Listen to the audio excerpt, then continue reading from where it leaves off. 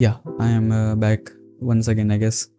सो hello welcome guys यार, कैसे हो आप सब यार? उम्मीद है कि सब बढ़िया होगा and welcome back to the yet another book talk video. And जैसा कि आपने थंबनेल एंड टाइटल से देख ही लिया होगा, आज हम बात करने वाले हैं क्राइम एंड पनिशमेंट बाय दोस्तोव्स्की के बारे में। सो या शुरू करते हैं। तो पहले बात करता हूँ मेरे फर्स्ट इंप्रेशन के बारे में। तो मेरे पास ये बुक करीब 4 या 5 महीने से पड़ी हुई है। मैं शुरू नहीं कर पा रहा था इस बुक को, बिकॉज जब तुम 500 550 पेज की जब बुक देखते हो तो यू फील लाइक कि मैं इसे ख़त्म कर पाऊंगा नहीं कर पाऊंगा, ठीक है।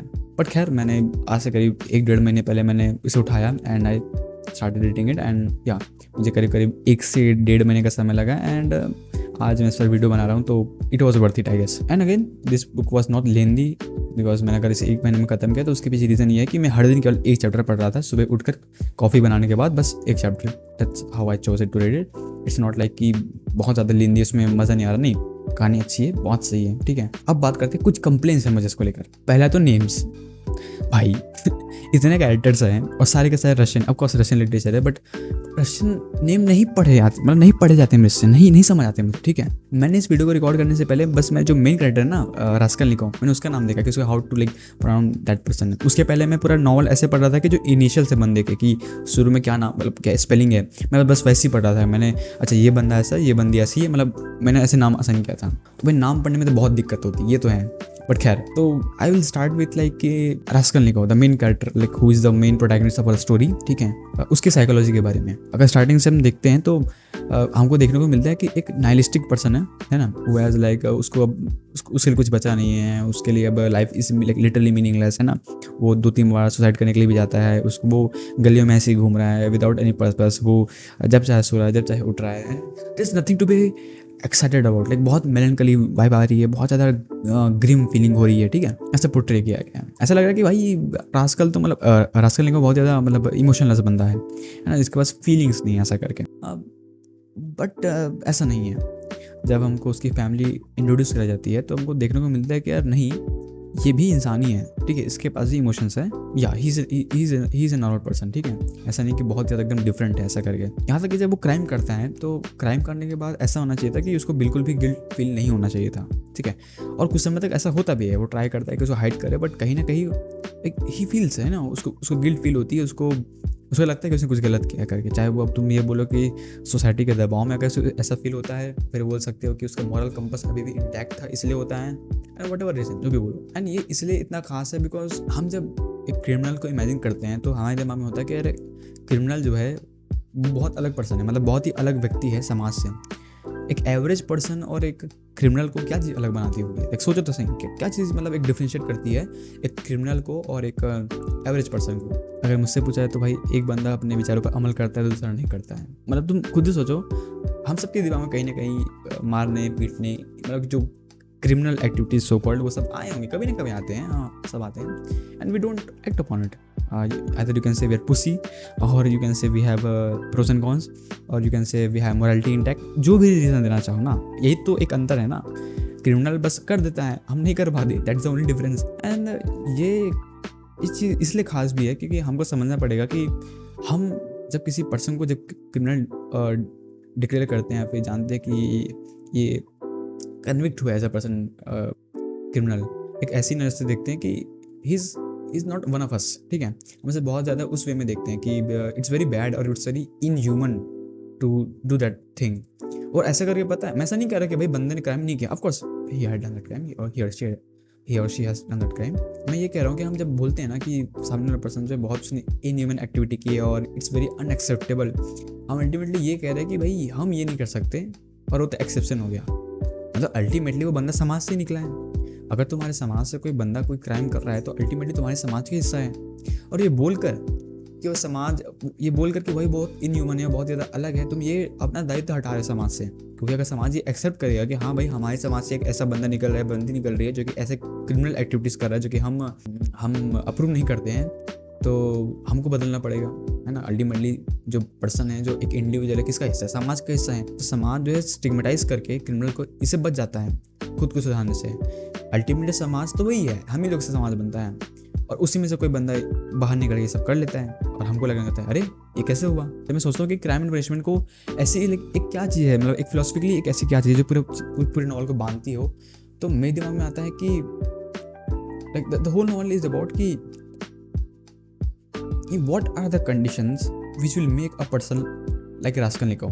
मतलब कि तुम्हारे आसपास ऐसी कैसी चीज़, मतलब आसपास तुम्हारा वातावरण कैसा होना चाहिए तुम ऐसे बन जाओ जैसे कि रास्कलनिकोव है, who does not have morality, who does not think straight, who does not care about society, who does not have this so called or the good value system, है ना।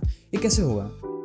And the first is that कि lack of God और lack of religiosity I will say, because हम कई बार देखने को मिलता है नॉवल के अंदर में कि एक्सप्लिसिटली तो नहीं लेकिन कहीं ना कहीं रास्कलनिकोव एथिस्ट तो है, ठीक है, और वो भले बोलता नहीं हो लेकिन उसके एक्शंस हो गए, अगर बोल सकते हैं जब उसकी बहन हो गई या फिर जो सोनिया हो गई है ना, when they are trying to like जिस तरह से वो रिलीजियस है उस तरह से रास्कलनिकोव नहीं है। बोलने के लिए तो बोल देता है लाइक गॉड ऐसा करके, but I don't think so he is very that kind of religious ऐसा करके। जब हम इकोनॉमिकली टेक्नोलॉजिकली एडवांस हो रहे हैं तब हम ऑन एथिकल लेवल या फिर मोरली बोल सकते हैं हम डिक्लाइन कर रहे हैं। मतलब इसका कोई कोरिलेशन नहीं है। इसका मतलब ये नहीं है कि एक ऐसे वर्ल्ड में जहाँ हम केवल प्रोग्रेस किए जा रहे हैं वहाँ पर हम एज अ पर्सन भी ग्रो करने हम एज अ पर्सन भी ग्रो होंगे। हम ऐसा इसलिए कह रहा हूँ बिकॉज एक गॉडलेस वर्ल्ड में मोरालिटी क्रिएट करना बहुत मुश्किल है। Like it's nearly impossible to create world where there is no God and you have morality. It's very impossible for that because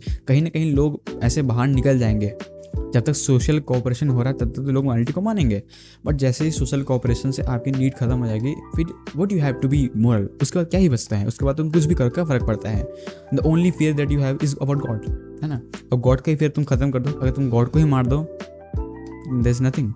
and अगर दोस्तों उसकी कहीं ना कहीं ये बताना चाहते हैं कि द लैक ऑफ गॉड और the lack of this moral atmosphere जहाँ पर रिलीजन का प्रभाव बहुत कम पड़ रहा है, ऐसे लोगों का समाज में बनना कंपेरेटिव ज़्यादा हो सकता है। लेकिन नाइलिस्टिक जो सोच है कि कुछ भी मैटर नहीं करता चाहे कुछ भी करो, वो जो टेंडेंसी है वो उसको बढ़ावा देती है। उसके अलावा एक और चीज़ पर फोकस होता है दैट इज़ ह्यूमन सफरिंग। ना ह्यूमन सफरिंग मैं इसलिए बोल रहा हूँ बिकॉज नॉवल के अंदर में ऐसा नहीं है कि क्राइम करने के बाद रास्कलनिकोव जो है is like free, like he does not have guilt और वो बस बच रहा है कि कैसे भी वो कन्विक्ट ना करे। नहीं, ऐसा नहीं है। This a long sequence, like धीरे धीरे ग्रेजुअली स्टार्ट होता है कि कहीं ना कहीं से बुरा लगने लगता है, उसको फीलिंग अच्छी नहीं आती है, वो मतलब उसके जो डेली एक्शंस में वो दिखने लगता है कि कहीं ना कहीं like he is not really proud about that shit, ठीक है। भले वो कुछ भी बोल ले कि स्ट्रॉन्ग लोगों की मोरालिटी अलग होती है ना, कि we the person who is above average has the right to kill, not right to kill but it is okay for him to kill